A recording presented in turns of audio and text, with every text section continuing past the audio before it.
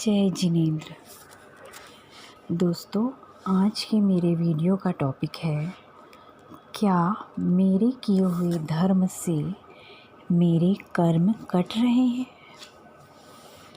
जैसा कि आप सभी जानते हैं कि इस संसार के सभी लोगों के संस्कार, आदतें, सोच, शैली, वृत्तियाँ सभी अलग अलग हैं। दोस्तों, हम सभी जो बाहर से दिखते हैं वो कुछ और है और जो हम अंदर से हैं वो कुछ और है। बाहर की दुनिया का नॉलेज तो हमें संसार से मिलता है, मगर अपने अंदर की यात्रा, अपने अंदर की नॉलेज हमें स्वाध्याय से मिलती है। अंतर की यात्रा के लिए हमें शास्त्रों में लिखे हुए वचन ही आलम्बन का काम करते हैं। इन्हीं वचनों को हम आगमवाणी श्रुत ज्ञान कहते हैं, जिनके द्वारा हम अपने आत्म स्वरूप को खोज पाते हैं। हमारे आत्मज्ञान की यात्रा में हमारी आदतें और इच्छाएं बाधक होती हैं, जो निरंतर हमें बाहर की दुनिया में आकुल व्याकुल रखती हैं। हमारी इच्छाएं कभी ख़त्म ही नहीं होती। एक इच्छा पूरी हो जाए तो दूसरी आ जाती है और अपने कंफर्ट जोन में रहने की हमारी आदत होती है, जिससे हम निकलना ही नहीं चाहते।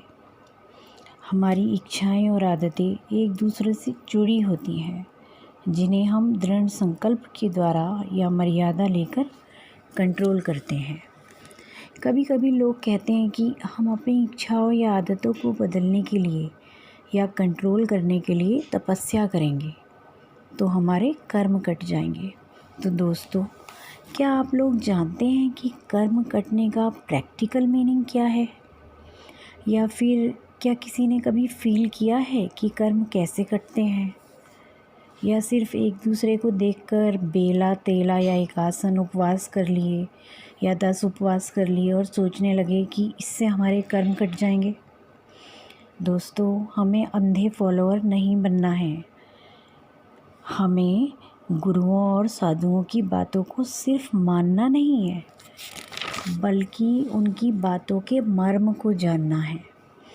दोस्तों, कर्म कटने का मतलब है कि व्रत, तप, उपवास और मर्यादा का पालन करने के बाद जो हमारी पुरानी सोच, पुरानी आदत, पुराने संस्कार, पुराना लेवल है वो चेंज हो जाए।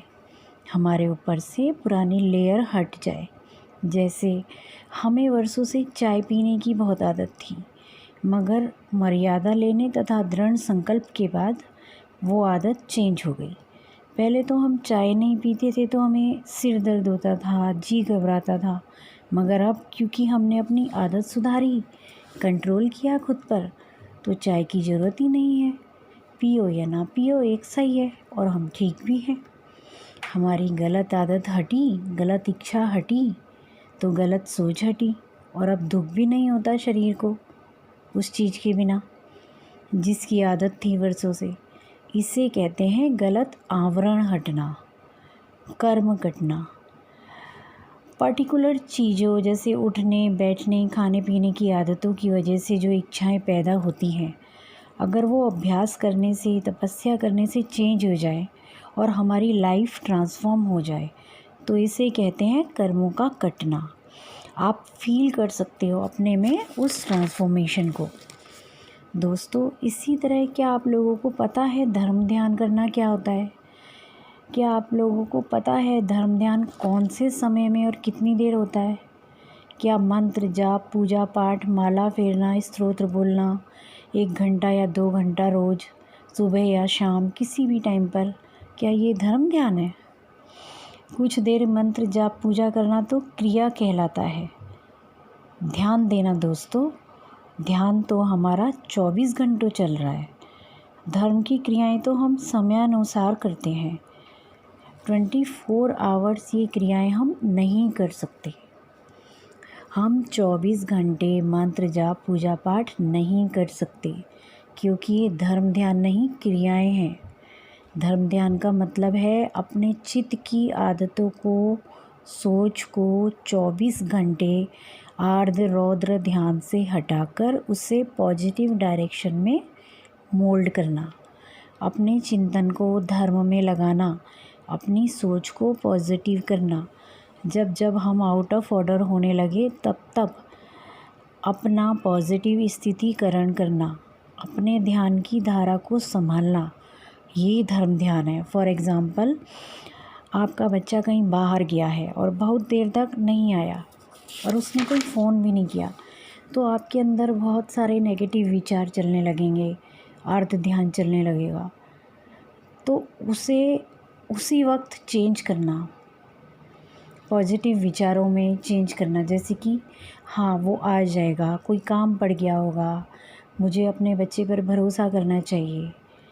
इस तरह से अपने विचारों को उसी वक्त नेगेटिव से पॉजिटिव में चेंज करना, अपने आप को डाउटलेस बनाना, अपने अंदर विश्वास पैदा करना ही धर्म ध्यान है।